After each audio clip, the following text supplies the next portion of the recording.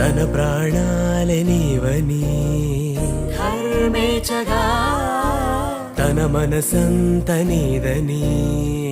అర్థేచగా తన వలపంత నీకని కామేచగా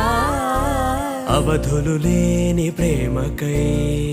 మోక్షేచగా మూడు ముళ్ళతో 7 అడుగుల